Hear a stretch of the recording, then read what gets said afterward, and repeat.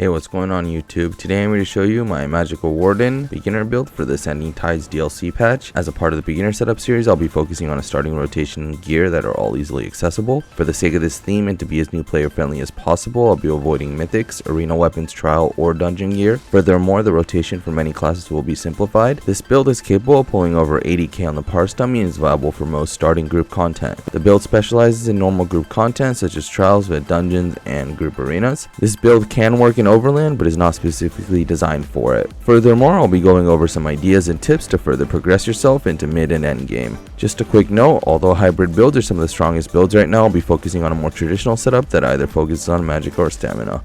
So starting off in the character sheet, I have 64 points into Magicka, and I'm running the Thief Mundus. For the race, I am a high elf. Other alternatives include Dark Elf, Khajiit, and maybe even Brennan would be fine. For consumables, we're going to be using Clockwork Citrus Fillet for any hard content. A cheaper and almost just as good alternative will be Witch Mother's Potent Brew. And if you're parsing or just need more sustain but can sacrifice the health, Ghastly Eyeball is always the go-to.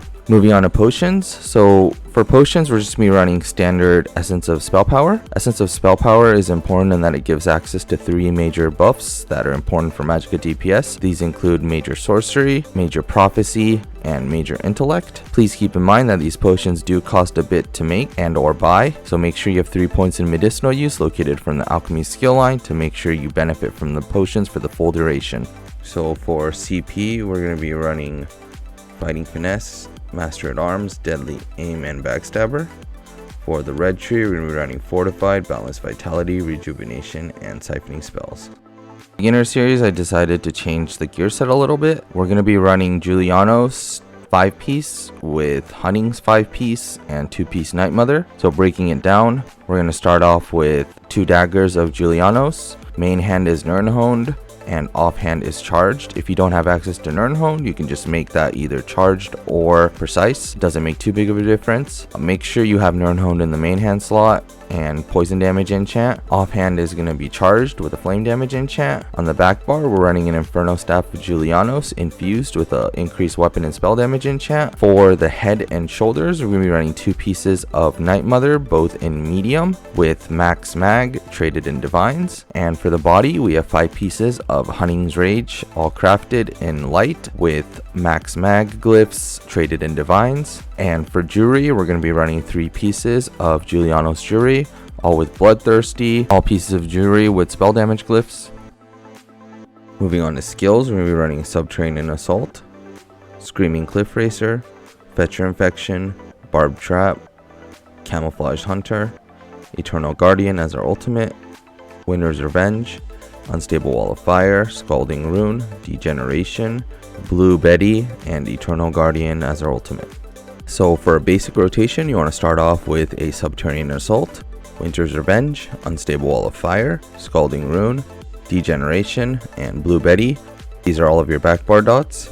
Then you're going to swap to your front bar, cast Subterranean Assault, Fetcher Infection, Barbed Trap, and 3 Screaming Cliff Racers. Whenever you have your barrel ready, just replace one of your Cliff Racers with it, and there you go. In terms of progression, I definitely work on replacing Hunnings for Mother Sorrow as my first step. Mother Sorrow is a really good set, and it's super easy to get considering it drops from Deshawn. For a basic beginner setup, it would be Mother Sorrow and Julianos paired with a monster set. For this particular setup, I'd recommend either Stormfist or Malda Inferno as the monster helms, because Tempest Island and Banistel 2 on Vet isn't too difficult, and the sets are very strong. Next, you have the choice of replacing your Mother Sorrow and Julianos. From here is moving towards mid to end game. Basai from the Trial Rockgrove is a really strong set, but does require running Rockgrove, which is a trial. Running it on normal is very easy, and you should work on getting it if possible. I'd also like to point out that Reliquin on body is also becoming popular, and it's perfect for hybrid builds. Regardless of which set you choose, you need to choose another set to pair it with. I like to call these front bar sets. These can be Kinra, Pillar of Nirn, Zogvin, and Advancing Yokeda. Please note that most of these sets are in medium, so you'd have to run it on weapon and jewelry. Unless you're doing a hybrid setup,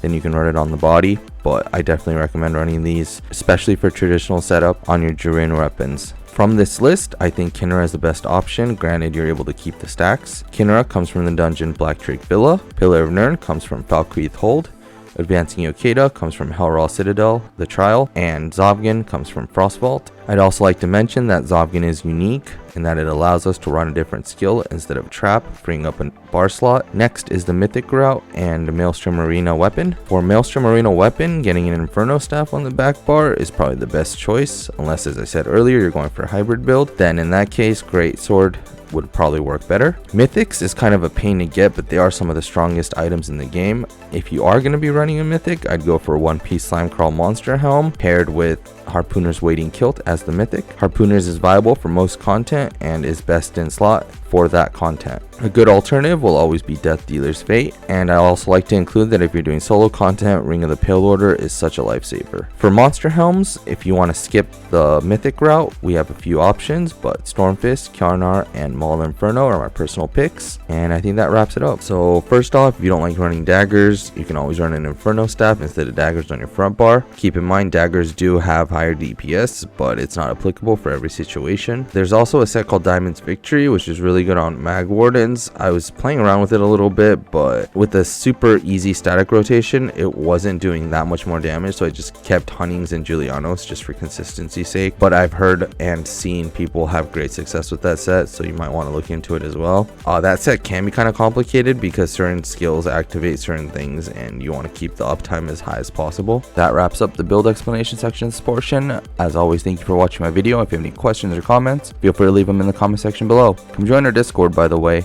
link is in the description. As a reminder, if this video helped in any way, please help the channel grow by subscribing, and if you like the piggies, like the video, feel free to stick around for an attached parse. If not, have a good day and thank you again.